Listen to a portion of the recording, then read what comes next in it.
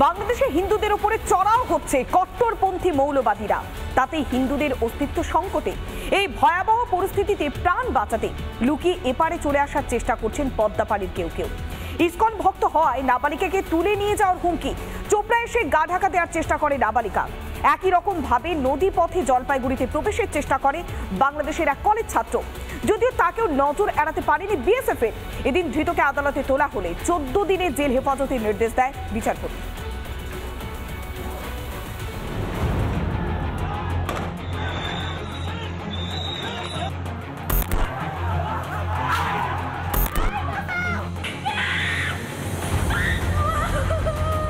বাংলাদেশে হিন্দুদের উপর নির্মম অত্যাচার চলছে ধরপাকড়, খুন করা হচ্ছে হিন্দুদের, পোড়ানো হচ্ছে ঘর বাড়ি মন্দির। ইউনূস সরকারের হাত থেকে বাঁচতে নিরাপদ আশ্রয় খুঁজছে পদ্মাপাড়ের হিন্দুরা। বাংলাদেশে ইসকন ভক্তদের উপর কট্টরপন্থীদের হামলা, প্রাণ ভয়ে বাংলাদেশের পঞ্চগড়ের ভিটে ছাড়ল নাবালিকা।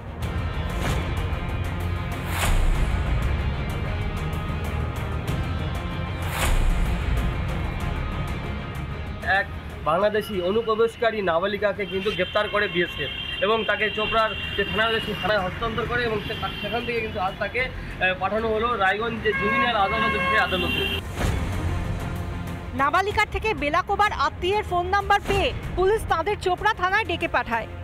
ও আমাদের ইসকনের ভক্ত বলে ও টর্চারিং করেছে, তারপর ওকে কিডন্যাপ করবে এই ভয়ে তো ও আসছে, সেজন্য আমার ফোন নাম্বার ওরা নিয়েছিল, সেজন্য আমি আসছি দেখা করতে। ওনার কাছে শুনলাম ওই তো ওইটাই যে আমাকে এইখান থেকে কিডন্যাপ করে নিয়ে যাবে। আমি বাপের এক মেয়ে, আমি ইসকনের ভক্ত, এই ইসকনের ভক্ত হয়ে আমার দোষ হয়েছে, সেজন্য আমাকে এই জন্য ওরা বাড়িতে আসে হুমকি দিচ্ছে।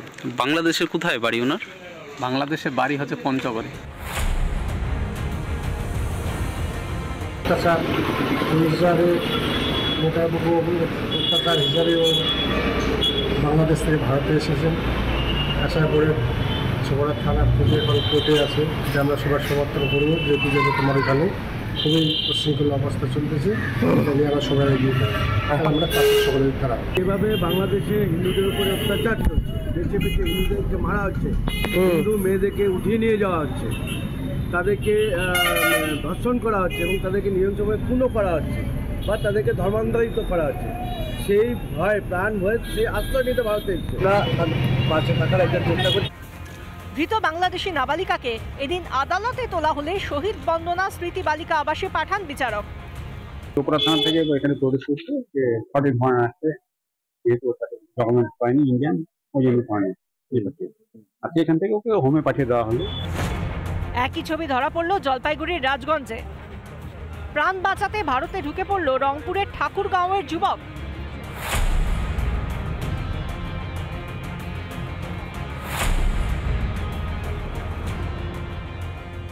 বিএসএফ এর তরফ থেকে কলেজ ছাত্রকে তুলে দেওয়া হয় পুলিশের হাতে। একদম সনাতনী, আমাদের হিন্দুদের উপর অনেক টর্চার হচ্ছে, যার কারণে আমি বাংলাদেশ থেকে ইন্ডিয়াতে আসি। কবে বাংলাদেশে বন্ধ হবে হিন্দুদের উপর অত্যাচার? কবে সংখ্যালঘুদের নিরাপত্তা নিশ্চিত হবে ওপার বাংলায়? তুষার বিশ্বাস, সুবীর এশের রিপোর্ট, রিপাবলিক বাংলা। বাংলাদেশ জুড়ে অব্যাহত হিংসা চলছে, হিন্দুদের উপরে হামলা, অরাজকতা। ইউনুসপন্থীদের অত্যাচারের বিরুদ্ধে দাঁতে দাঁত চেপে লড়ছে ওপার বাংলার হিন্দুরা। বাংলাদেশের এই কট্টরপন্থী সরকারের বিরুদ্ধে গোটা বিশ্ব জুড়ে এক হচ্ছে সনাতনীরা। উঠেছে স্লোগান, পশ্চিমবঙ্গের বিভিন্ন প্রান্তে সংগঠিত হচ্ছে প্রতিবাদ। দেখুন সেই ছবি।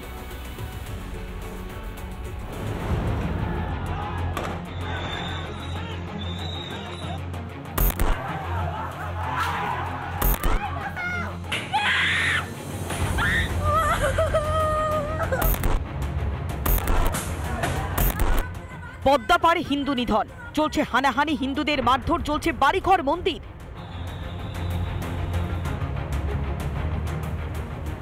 এমন অবস্থায় ইউনূসের সরকারের বিরুদ্ধে ফুঁসছে সনাতনীরা। এপার বাংলায় প্রতিদিন প্রতিবাদ গড়ে তুলছে হিন্দুরা।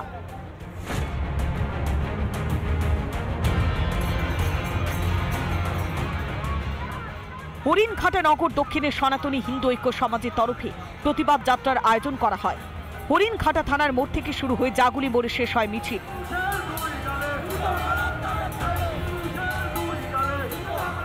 সনাতনীদের খোল করতাল কাঁসর ঘণ্টার শব্দে কেঁপে ওঠে রাজপথ। আমরা বাংলাদেশের চিন্ময় প্রভুর নিঃস্বার্থ মুক্তি এবং বাংলাদেশ স্বাধীনের উপরে যাতে কোনো অত্যাচার না হয় তার দাবিতে আজকে আমরা রাস্তায় নেমেছি।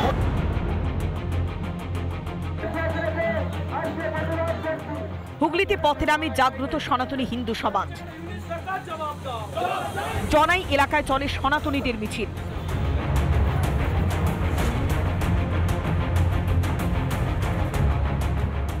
দক্ষিণবঙ্গের পাশাপাশি প্রতিবাদ চলছে উত্তরবঙ্গেও। ইউনূসের সরকারের বিরুদ্ধে ধূপগুড়িতে প্রতিবাদ গড়ে তোলে সনাতনী ঐক্যমঞ্চ। ওঠে ইউনূসের সরকারের বিরুদ্ধে স্লোগান।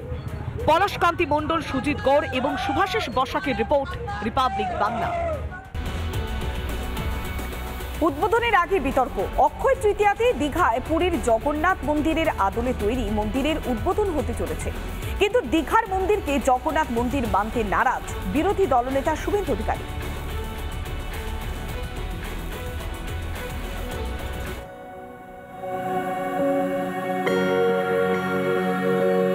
দীঘায় জগন্নাথ মন্দির তৈরির কাজ প্রায় শেষের পথে। হুবহু পুরীর জগন্নাথ মন্দিরের আদলেই তৈরি হচ্ছে এই মন্দির। বুধবার কাজের অগ্রগতি দেখতে মন্দির পরিদর্শন করেন মুখ্যমন্ত্রী মমতা বন্দ্যোপাধ্যায়। অক্ষয় তৃতীয়াতেই মন্দির উদ্বোধনের ঘোষণাও করে দেন মমতা বন্দ্যোপাধ্যায়। অক্ষয় তৃতীয়ার দিন এটা উদ্বোধন হবে এবং এবারে প্রথম রথযাত্রা হবে, যে সোজা রথ হবে। প্রথমবার বলে আমাকে এখানে উপস্থিত থাকতে হবে। কেমন হতে চলেছে দীঘার জগন্নাথ মন্দির? মন্দির নির্মাণে খরচ হচ্ছে 250 কোটি টাকা। 22 একর জুড়ে তৈরি হচ্ছে মন্দির। মন্দির পরিচালনায় থাকছে 13 জনের ট্রাস্টি বোর্ড। ট্রাস্টি বোর্ডে থাকছেন ইসকন। পুরীর মন্দিরের মতোই প্রতিদিন ধ্বজা উঠবে। মূল দ্বারটির নাম চৈতন্য দ্বার জগন্নাথ ধাম। মার্বেলের মূর্তি অলরেডি তৈরি হয়ে গেছে, জগন্নাথ, বলরাম, সুভদ্রা। নিম কাঠের মূর্তিটা তৈরি হচ্ছে। ওই মেন গেটের ওখানেই চৈতন্যদেবের এটা থাকবে এবং ওই গেটটার নাম হয়ে যাবে চৈতন্য দ্বার জগন্নাথ ধাম। বাদবাকি এখানে স্বর্গদ্বার থেকে শুরু করে সব আছে। এমনকি পুরীতে যে ধ্বজা তোলা হয়, সেই ধ্বজা তোলার ব্যবস্থাও এখানে রাখা হয়েছে। তবে দীঘার জগন্নাথ মন্দিরকে মন্দির বলেই মানতে রাজি নন বিরোধী দলনেতা শুভেন্দু অধিকারী। কেন জানেন? সরকারি টাকায় মন্দির, মসজিদ, গির্জা কিছু করা যায় না, গুরুদ্বারা করা যায় না। ওইটার নাম হচ্ছে শ্রী জগন্নাথ ধাম কালচারাল সেন্টার। পুরী ধাম 4 ধামের এক ধাম। পুরী ধামকে নকল করলে হিন্দু মেনে নেবে না। একই সঙ্গে কলকাতা ইসকনের ভাইস প্রেসিডেন্ট রাধারমন দাসেরও সমালোচনা করেন বিরোধী দলনেতা। আপনি আজকে মমতা ব্যানার্জির পাশে দাঁড়িয়ে আপত্তি না করে শ্রীলা প্রভুপাদ, প্রভু শ্রী চৈতন্য দেব, শ্রী পুরী ধাম, তাকে অপমান করলেন মমতা ব্যানার্জি। আপনি তার সাক্ষী থাকলেন। অ্যাকচুয়ালি আমি পলিটিক্যাল হতে তো যাই না। অ্যাকচুয়ালি আমরা সেবক। আমাদের দেখবেন ইসকনের সবার নাম পেছনে আছে দাস। তো যখন ভগবান নিজের সেবার জন্য ডাক দেন, আমরা সবসময় প্রস্তুত। পুরীতে রথযাত্রার দিন পুরীর রাজার হাত দিয়ে সোনার ঝাঁটা দিয়ে রাস্তা ঝাড়ু দেওয়ার রীতি রয়েছে। দীঘার মন্দিরের জন্য সোনার ঝাঁটা বাবদ নিজে থেকে 5 লক্ষ টাকা দেওয়ার ঘোষণা করেছেন মুখ্যমন্ত্রী। কিন্তু উদ্বোধনের আগেই মন্দির ঘিরে বিতর্ক তৈরি হওয়ায় দীঘার জগন্নাথ মন্দির ঘিরে আগ্রহ আরও বাড়ল বলেই মনে করা হচ্ছে।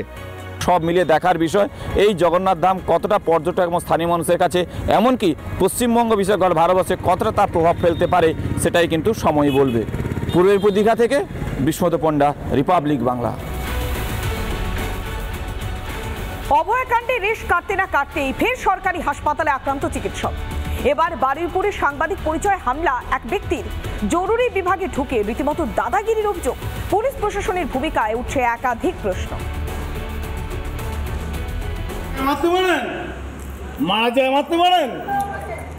হ্যাঁ, আপনার এখন দায়িত্ব নিয়ে বললাম। ছবি আছে, আপনি সাসপেন্ড হয়ে যাবেন। আপনি সাসপেন্ড করে দেবো আপনাকে। এখনো দগদগে অভয়াকাণ্ডের ঘা, যা নিয়ে তোলপাড় শুরু হয়েছিল রাজ্য জুড়ে। কিন্তু সেই রেশ কাটতে না কাটতেই ফের সরকারি হাসপাতালে তাণ্ডব মদ্যপ যুবকের। কি নাম আছে আপনার? ঘটনাস্থল বারুইপুর। সাংবাদিক পরিচয়, হাসপাতালে ঢুকে ওই ব্যক্তি রীতিমতো দাদাগিরি করে বলে অভিযোগ। ফের একবার প্রশ্নের মুখে চিকিৎসকদের নিরাপত্তা। আপনার দায়িত্ব নিয়ে বললাম, ছবি আছে, শাসনে যাবেন। চিকিৎসায় কেন দেরি হচ্ছে, এই অভিযোগে জরুরি বিভাগের চিকিৎসকের ওপর দৌরাত্ম্য চালানো হয়। এক্স রে বিভাগেও অভাব্যতার অভিযোগ চিকিৎসকদের। ফিমেল আসে পুরো ডাঙ্কে হচ্ছে, ফিমেলের হচ্ছে হাতে মানে হচ্ছে ইনজুরি ছিল, তো এক্স রে করতে বলা হয় আর ইঞ্জেকশন দিতে বলা হয়। তো ওরা আমার ওখানে ছবি ভিডিও এইসব বানাচ্ছিল, তারপর হচ্ছে সিস্টারের সাথে গিয়ে মিসবিহেভ করে। যে চিকিৎসকরা রোগীদের কাছে ভগবান, তারাই যদি হামলার শিকার হন, তবে সাধারণ মানুষ যাবেন কোথায়? তারা ভয় পেয়ে যাবে, রাতে নাইট ডিউটি করতে চাইবে না, অন্য দিন ডিউটি করতে চাই মানে অন্য সময় ডিউটি করতে চাইবে না, তখন তো পরিষেবাটা তো ব্যাহত হবে। এখানেই শেষ নয়, হাসপাতাল চত্বরে কর্তব্যরত পুলিশকর্মীর চাকরি খেয়ে নেওয়ার হুমকি দিতেও শোনা যায় অভিযুক্তকে। কি নাম আছে আপনার? কি নাম আছে আপনার? কি নাম আছে আপনার?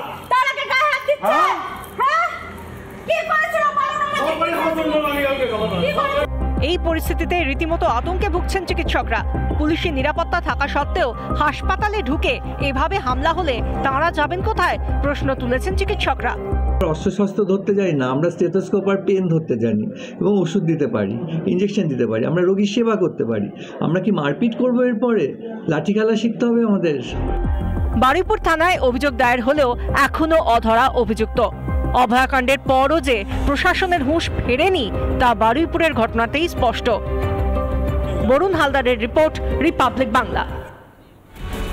ফের বেলাগাম রাজ্যের মন্ত্রী সিদ্দিকুল্লাহ চৌধুরী এবার বিজেপিকে আক্রমণ করতে গিয়ে সরকারি মঞ্চ থেকে এবার শালীনতার মাত্রা ভুলে গেলেন রাজ্যের মন্ত্রী। রীতিমতো নোংরা ভাষা আক্রমণ করলেন সিদ্দিকুল্লাহ চৌধুরী। রামায়ণ, মহাভারত, উপনিষদ, গীতা কজন পড়েছেন? আমি কিন্তু চেষ্টা করি, যদি প্রকৃত পক্ষে একজন হিন্দু যদি রামায়ণ, মহাভারত, উপনিষদ পড়ে, তাহলে বিজেপির মতো ন্যাংটা নাচতে পারবে না, এটা আমি বলছি। বিতর্ক বুঝে সাফাইও দিতে ছাড়েননি মন্ত্রী। আমি বলছি, বিজেপির লোকেরা সংবিধান পড়ে না, সংবিধান পড়লে সাম্প্রদায়িকতার কথা বলে না। এত বাজে বাজে মন্তব্য, কাঁচা কাঁচা গালি বিজেপিরা দিচ্ছে। লেখাপড়া শিখলে দিত, সংবিধান পড়লে দিত। মহাভারত তারা পড়েছে, উপনিষদ পড়েছে, রামায়ণ পড়েছে, গীতা পড়েছে। সিদ্দিকুল্লাহ চৌধুরী পড়তে বলছে, পড়লে আর গাল দেবে না, ভালো মানুষ হতে হবে। আমি উপদেশ দিচ্ছি তারা ভালো মানুষ হোক। মন্ত্রীর মন্তব্যের কড়া ভাষায় নিন্দা করেছে বিজেপিও। সিদ্দিকুল্লাহ এর আগেও অনেক কিছু বলেছে, সরকারি দপ্তরে সেসব বলছে, সরকারি একটা কার্যক্রম এসে বলছে। এইসব মুখ্যমন্ত্রী দপ্তরে এসব থাকবে, মুখ্যমন্ত্রীর ক্যাবিনেটে এসব থাকবে। যতদিন তৃণমূল থাকবে এইসব রুচিকর মন্তব্য তৃণমূলেই সাজে, অন্য কোনো দলের মধ্যে থাকে না, এইসব থাকবে। খালি সিদ্দিকুল্লাহ কেন, এখন হুমায়ুনও বলছে, সিদ্দিকুল্লাহ বলছে। পারলে মুখ্যমন্ত্রী সরাক, শোকজের নাটক দেখাচ্ছে হুমায়ুনকে নিয়ে, সিদ্দিকুল্লাহ কি এসব এসে বলে যাচ্ছে। নানা ধরনের কন্টেন্ট দেখার জন্য লাইক করুন, শেয়ার করুন আমাদের ফেসবুক পেজ, সাবস্ক্রাইব করুন আমাদের ইউটিউব চ্যানেল। পাশাপাশি অন্যান্য ব্রেকিং নিউজের জন্য অবশ্যই চোখ রাখুন রিপাবলিক বাংলায়।